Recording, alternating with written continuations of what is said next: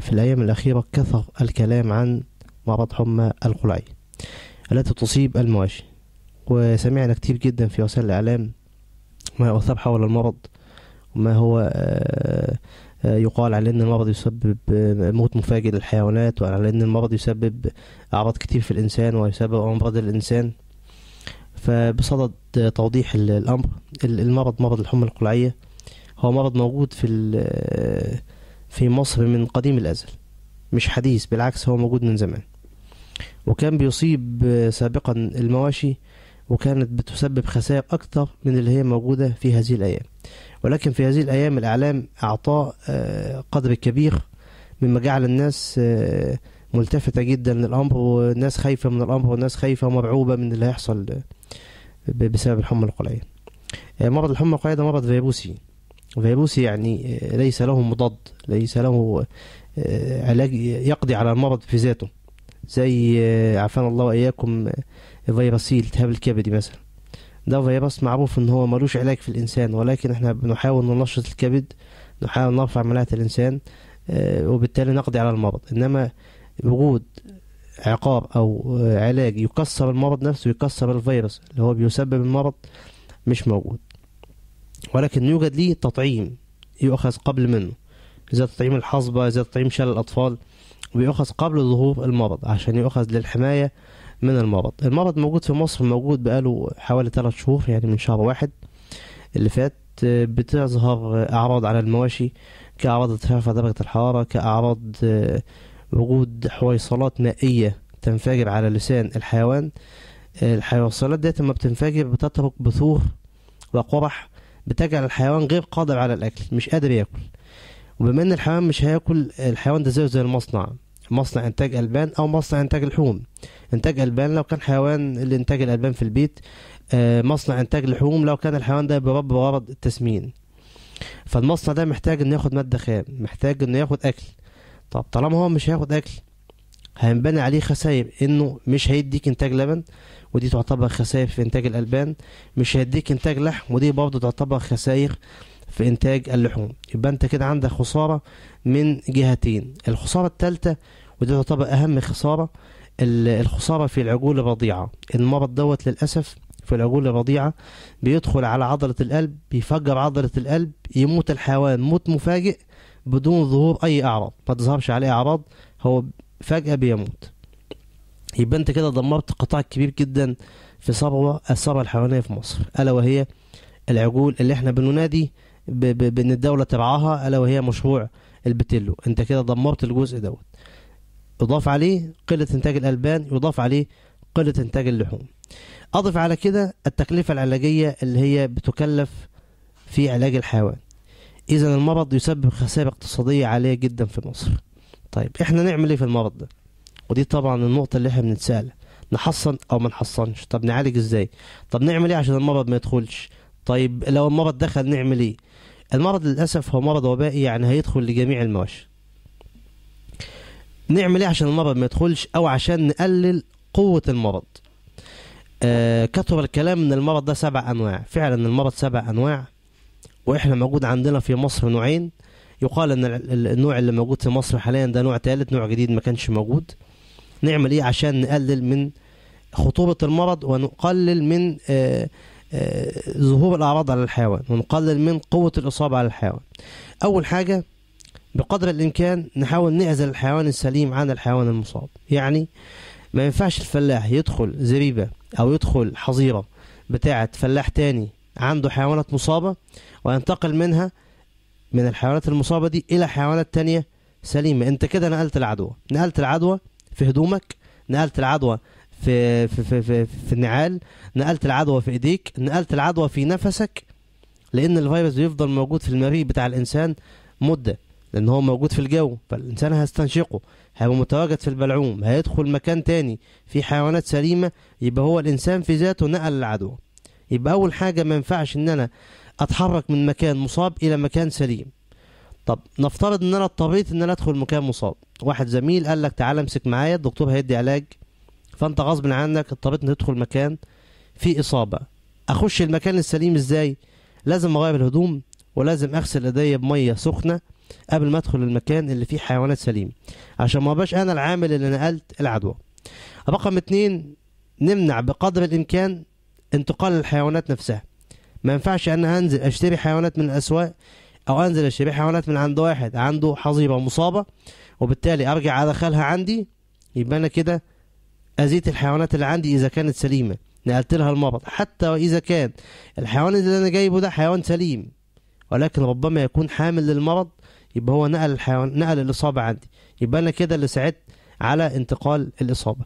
اما ان انا انتقل من مكان مصاب الى مكان سليم، او ان انا اخد حيوان مصاب ادخله الى مكان فيه حيوانات سليمة. دي كده رقم 2.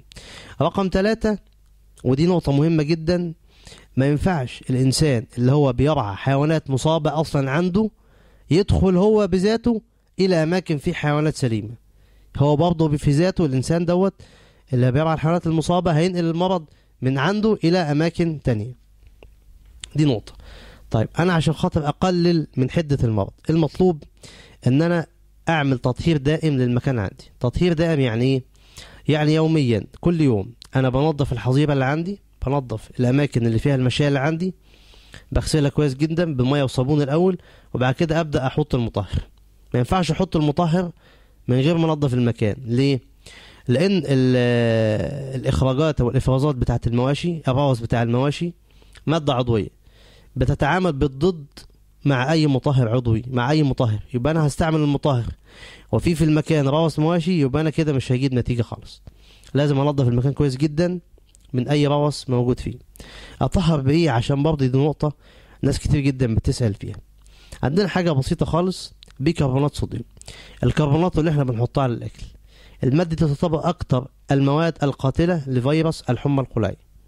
هنعملها بتركيز يساوي 5%. يعني هجيب كيلو بيكربونات صوديوم احطه على 20 لتر مية، يعني بالبلدي كده ملوة موتور، وابدا ارش بيه المكان اللي عندي. كل يوم برش رشه. اما باجي برش الارضيه وبرش الحيطه وبرش الطواله او المعلفه اللي الحيوان بياكل فيها. يبقى انا كده حاولت بقدر الامكان اكسر الفيروس في الاماكن اللي الحيوان متواجد فيها، فبقلل قوه الفيروس.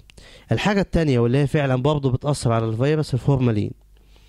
الفورمالين بعمله بتركيز 2%، يعني كل لترين فورمالين يتحطوا على 100 لتر ميه، يبقى انا عملت التركيز 2% وبرضه بطهر بيه.